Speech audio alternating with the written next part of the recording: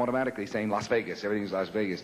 In Los Angeles has provided us with some fine new young comedians, and we have a good one for you today. He was a big hit on our last trip to Caesar's Palace, and we asked him back. Would you all give a warm greeting to George Miller?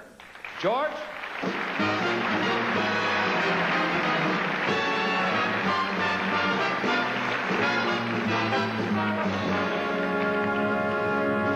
Thank you very much. How are you today, okay? People, they always ask you questions.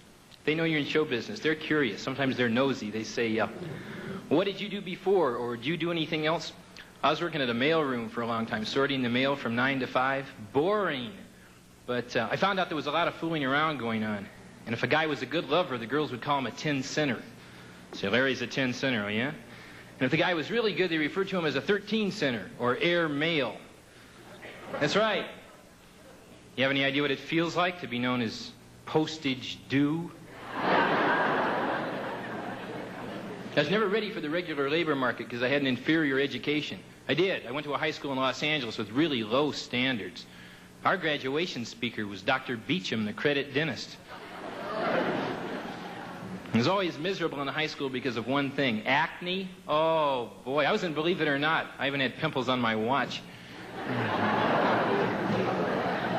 You know what I couldn't do in high school? I couldn't make that dumb footstool in woodshop class. I finally got the thing made, but one leg was longer than the other leg, and it wobbled.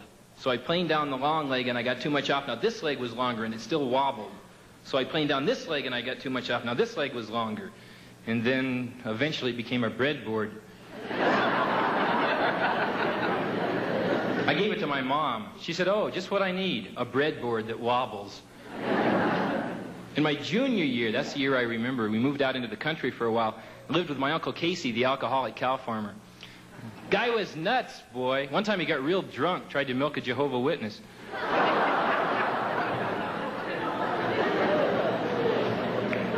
After high school, I had all different kinds of jobs, and something would always go wrong. I wouldn't always get fired, but something would happen, like I was delivering small packages with my own car, messenger. First day, sure enough, I got stopped by the police for a minor infraction. I think I had a taillight out or something, but I was real nervous, see, so I over-answered the cop. You ever do that? You over-answer because you're shook up. Do you own this car? Yes, I do. I bought it from my mom. She's in Seattle. She has diabetes. Well, that's a good job as long as the car was running okay, but I'm so ignorant about cars, it's embarrassing. Somebody said, well, get a Volkswagen and you'll save on the gas mileage. So I went to the dealer. I couldn't open the hood. That was embarrassment number one. I said, well, where's the motor? He said, sir, the motor is in the back. I said, well, go in the back and get it. Bring it on out here. In service stations, you know as well as I do, service stations will try to sell you stuff for your car that you could possibly do without. Like, my car caught on fire while I was driving. I wheeled into a service station. I jumped out. The car's in flames.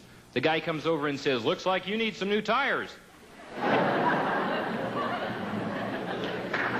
I'm dumb about cars. I once paid $18 for a new gas cap. Isn't that a little bit expensive? I think so, yeah.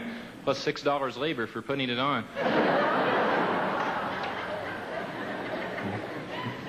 What else did I do? Sometimes you'll get a show business job that won't be comedy, like I was doing an extra job in one of those Sam Peckinpah violent westerns for about a week one time. Oh, maybe you saw this recently on the news. They had a big meeting of concerned parents, and one guy got up and he says, well, I believe there's too much violence on television and in the movies.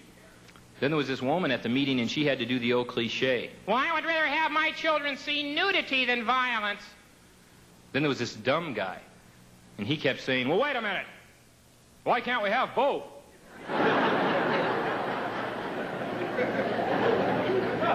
I'd like to see naked people beating the hell out of each other.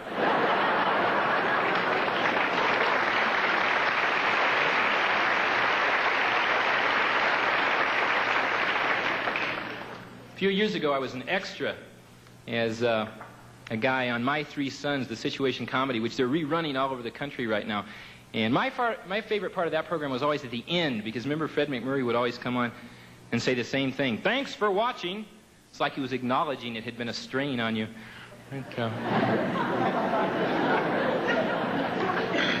2 years ago, I had a great show business job. I was the MC for Seals and Crofts, who were really a hot singing team. After one show, Seals and Crofts fired me because I got loaded, introduced him as arts and crafts.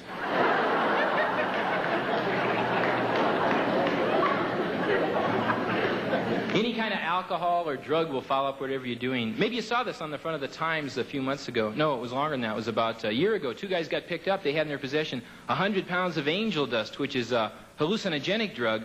But actually what angel dust is an animal tranquilizer. So like if your cow gets high on speed, you can give him some angel dust and bring him back down. It's very convenient.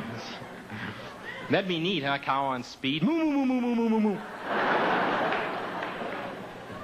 Really enjoyed talking to you. Thank you very much. Thanks a lot.